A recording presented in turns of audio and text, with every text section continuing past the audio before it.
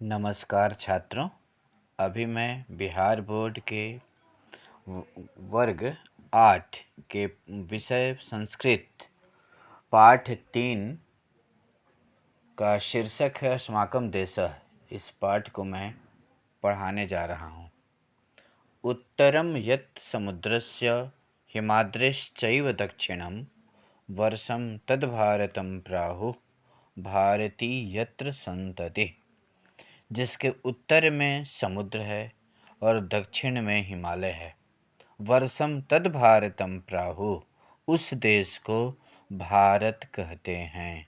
और भारतीय यत्र संतति, और जहाँ के संतान को भारतीय कहते हैं। अस्माकं देशः भारतवर्षम इति कथ्यते, हमारा देश भारतवर्ष कहा जाता है। प्राचीन कालात् अस्य देशस्य प्राकृतिकी समृद्धि, प्राचीन काल से ही इस देश की प्राकृतिक संपन्नता, साहित्यिकं योगदानं, सांस्कृतिकं वैभवं च आश्चर्यकराणि बभूव। साहित्यिक योगदान और सांस्कृतिक वैभव आश्चर्य को उत्पन्न करने वाला हुआ। प्राचीन कालात् अस्य देशस्य प्राकृतिकी समृद्धि, साहित्यिकं योगदानं, सांस्कृतिकं वैभवं च आश्चर्यकराणि बभूव। प्राचीन काल से ही इस देश की प्राकृतिक संपन्नता, साहित्यिक योगदान और सांस्कृतिक वैभव आश्चर्य उत्पन्न करने वाला हुआ। अत्रैव वेदानाम् आविर्भावः सप्तसिन्धु प्रदेशे जातः। 7 सामुद्रिक नदियों से घिरे हुए क्षेत्र में वेदों की उत्पत्ति हुई। अत्रैव वेदानाम् आविर्भावः सप्तसिन्धु प्रदेशे जातः। 7 सामुद्रिक क्षेत्रों से घिरे हुए क्षेत्रों में वेदों की उत्पत्ति हुई। यत्र भौतिकम आध्यात्मिकम च चिंतनम अद्भुतम आसीत, जहाँ के भौतिक और आध्यात्मिक चिंतन अद्भुत था। उत्तर भारते महाकाव्यानां पुराणानां शास्त्राणां च व्यापकता दक्षिण देशभागमपि स्वप्रकाशे आनयत्। उत्तर भारत में महाकाव्यों, पुराणों और शास्त्रों की व्यापकता दक्षिण देश में भी अपने प्रकाश में लाया। तत्रापि शिलप्पद्दिकारकम, वहाँ भी तमिल साहित्य प्रभृतयः ग्रंथा, तमिल साहित्य इत्यादि ग्रंथ प्राचीन कालतः एव तमिल साहित्यस्य गौरवं वर्धितवन्तः। प्राचीन काल से ही तमिल साहित्य के गौरव को बढ़ाते हैं। संपूर्णस्य भारतस्य सांस्कृतिके एकत्वे पुराणानां योगदानम् अविस्मरणीयम्। समस्त भारत की सांस्कृतिक एकता में पुराणों का योगदान अविस्मरणीय है, मतलब नहीं भूलने योग्य है। इदानीं भारतस्य जने जने धर्मस्थलानां तीर्थयात्रार्थं योऽभिनिवेशः दृश्यते स नूनं पुराणसाहित्यकृतम्। इदानीं भारतस्य, अब भारत में लोगों में, इदानीं भारतस्य जने जने, इस समय भारत के लोगों में धर्मस्थलानां तीर्थयात्रार्थम यो अभिनिवेश, धर्मस्थलों और तीर्थयात्रा के प्रति रुचि दिखता है। स नूनम पुराण साहित्य कृतम, वह निश्चित ही पुराण साहित्य का किया हुआ है। दक्षिणस्य निवासी बदरी केदार यात्रां करोति, दक्षिण के निवासी बद्रीनाथ और केदारनाथ की यात्रा करते हैं। उत्तरस्य निवासी रामेश्वरम कन्याकुमारी तीर्थम च गंतुम इच्छति, और उत्तर देश के निवासी रामेश्वरम और कन्याकुमारी की तीर्थ यात्रा जाना चाहते हैं। एवमेव इस प्रकार ही द्वारिका कामाख्या आदिषु स्थलेषु गच्छन्ति तीर्थयात्रिकाः। इस प्रकार द्वारिका और कामाख्या आदि स्थलों में तीर्थयात्री जाना चाहते हैं। अस्य देशस्य नद्यः पुण्यतोयाः मन्यन्ते। इस देश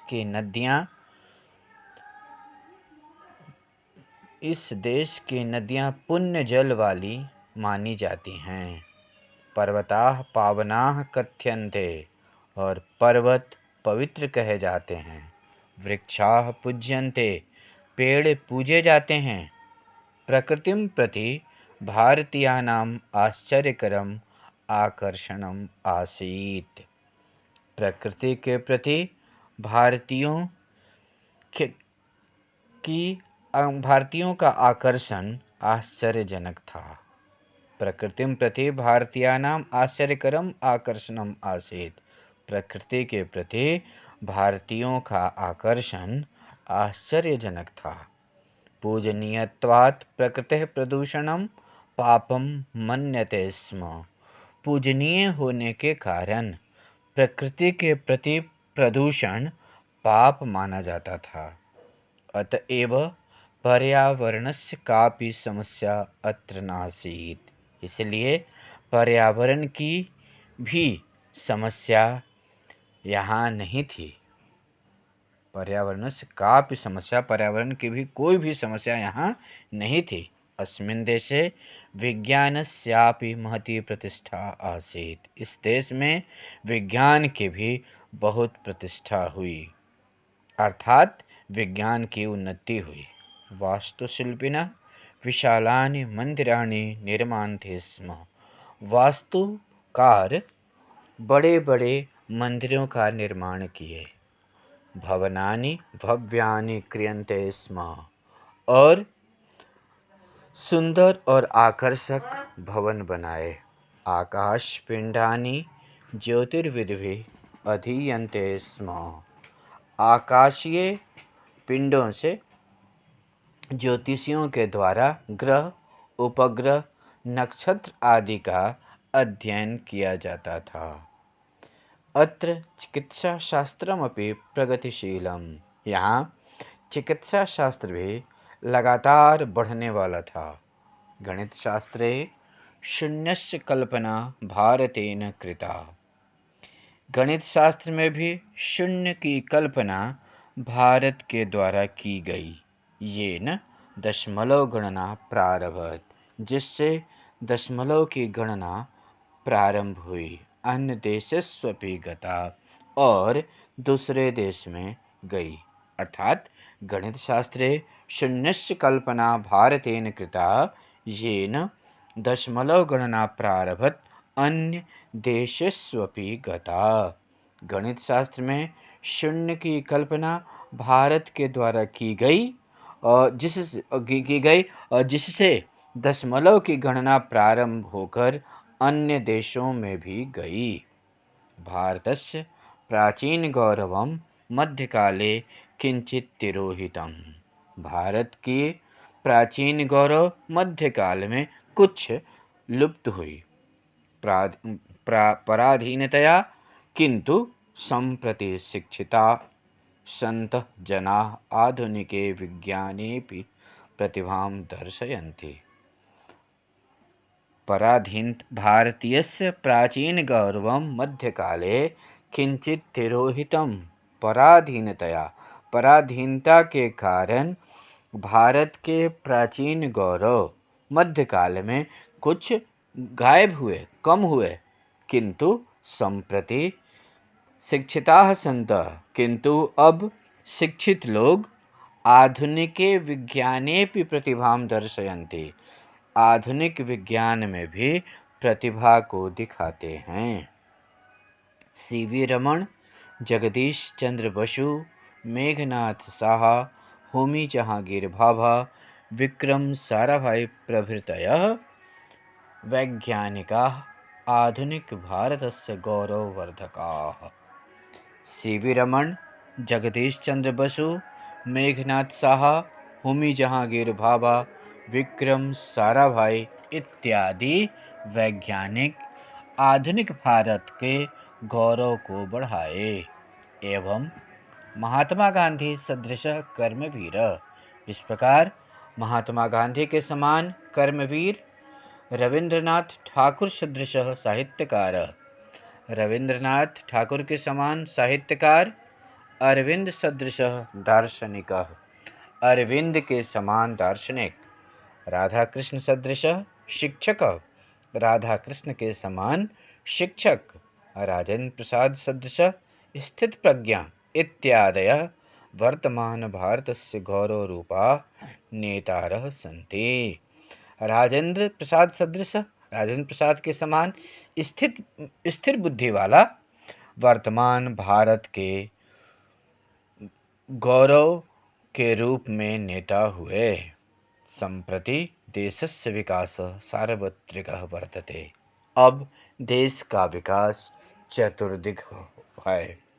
कृषि क्षेत्रे नवीनाः प्रयोगाः, कृषि के क्षेत्र में नए प्रयोग, संचार साधनानि उत्कृष्टानि, उत्कृष्ट संचार के साधन, अंतरिक्ष क्षेत्रेपि विशिष्टं योगदानम्, अंतरिक्ष क्षेत्र में भी विशिष्ट योगदान, स्वास्थ्यं प्रति जनजागरणम, स्वास्थ्य के प्रति लोगों की जागरूकता, चिकित्सा सुविधानां वृद्धि, चिकित्सा सुविधाओं में वृद्धि, सर्वशिक्षाभियानम इत्यादीनि उल्लेखनीयानि सन्ति। सर्वशिक्षा अभियान इत्यादि उल्लेखनीय हैं। सर्वथापि देशः संसारस्य अग्रगण्येषु गणनीयो वर्तते। इस प्रकार से हमारा देश संसार के अग्रणी देशों में गिनने योग्य है।